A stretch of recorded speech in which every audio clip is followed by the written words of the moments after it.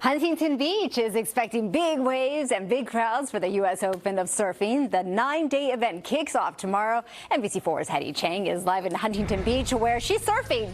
Just kidding. Where their sun, sand, and surf are about to converge. Hey, Hetty.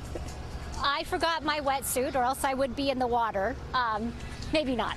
Did you already talk about the sun? It is perfect out here. 76 degrees, a nice cool ocean breeze. But yeah, let's talk about those conditions. You'll notice there's not a whole lot of people in the water right now just because 10 minutes ago lifeguards made that announcement about strong rip currents and strong waves. The waves about 4 to 6 feet. They're expected to grow even larger, 8 to 10 feet later on next week, which yes, is good for the pro surfers, but not for everyone. Surf's up in Surf City, so pro surfers like Daniela Rosas can't wait to catch that perfect wave. I'm really excited for it. I'm really trying to get myself really comfortable in this kind of wave. This is the 24-year-old's 5th U.S. Open. We caught the Peruvian surfer testing the waters for the big competition. This one is a beach break with a lot of current, and we also don't have a lot of wind in our country, so it's really difficult for us to try to adapt ourselves in this kind of waves. The 4 to 6 foot surf expected to grow to 8 to 10 foot waves later next week. Combine that with dangerous rip currents, and marine safety officials warn the water won't be for everyone. It will be good for the surfing competition, but it is hazardous for our everyday beach patron visiting the beach. So we are expecting elevated surf, as I said, and then also elevated rip current activity. Rip currents are, it's a current of water that's moving back out to sea, and swimmers can get stuck in that. Visitors tell us they already felt the powerful pull from the waves today. It's fun down there as long as you're kind of near the shore, but if you're out there, it could be kind of a more dangerous surprise. I got an alert on my phone, so it's just going to be important to watch the boys when they go out in the water.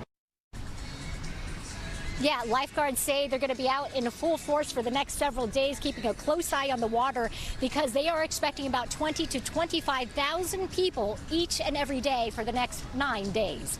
We're live in Huntington Beach. Hetty Chang, NBC4 News. That is a lot of people. All right, Hetty, thank you so much. And it's good if you like to watch surfing, but for swimmers, not so safe. Yeah, and it's one of those unfortunate things because it's hot inland. Right. So you want to go to the beach, and it's just that we have some pretty rough surf and some strong rip currents. That doesn't mean you can't go in the water. Just you got to be very careful, especially if you're not an experienced swimmer. I can't believe over 20,000 people are going to be there. Yeah, a lot of people are going to be at the beach, and a lot of people are going to wish they were at the beach because of the heat. In fact, here's what it looks like right now for our Mount Wilson camera. You see the high clouds overhead? That's a sign of some of the monsoonal and tropical moisture in the area.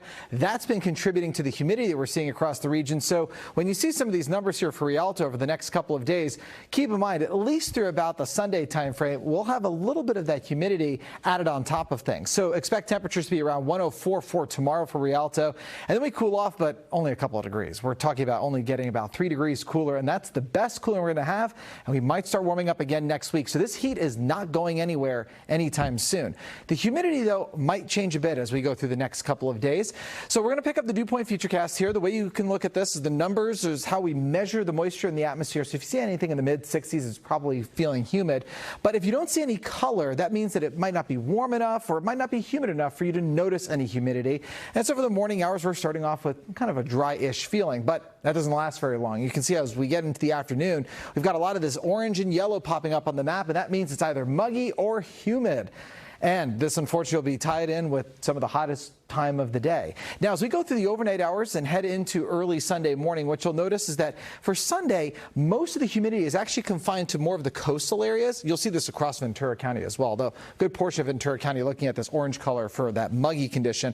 But some of our inland spots, the air may actually feel relatively dry.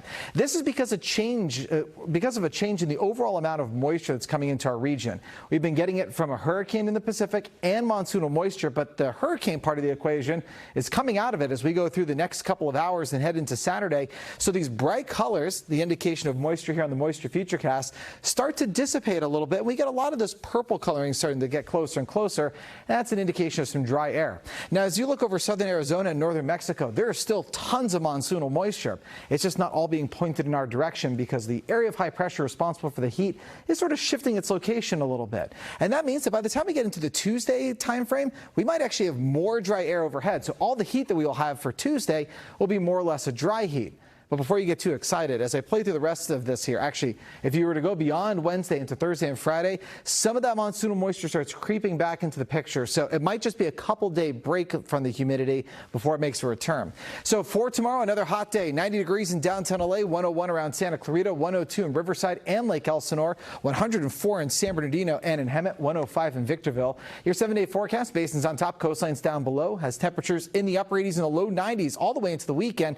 And it's not much cooler for next week. We stay in the upper 80s to low 90s, and we might have a little bit of a warming trend potentially coming our way as we get into next weekend. So the heat, again, sticking around along with some of those warm overnight temperatures. Valleys are on top. IE forecast is down below. Upper 90s to low 100s over the weekend. We might be bouncing around between about the upper 90s and low 100s all the way into next week as well, with overnight temperatures only dropping into the upper 60s at the coolest. So expect to spend some of that overnight probably in the 80s for a good period of time. High desert on top, low desert forecast down below. Not much relief here. We start around 104. We end around 104, 105 with only about a degree or two drop in between. And same for the mountains, mid 80s for the next couple of days. And that's essentially what it looks like all the way into next week until temperatures possibly start warming up once again. That's a look at your forecast. We'll be right back after this break.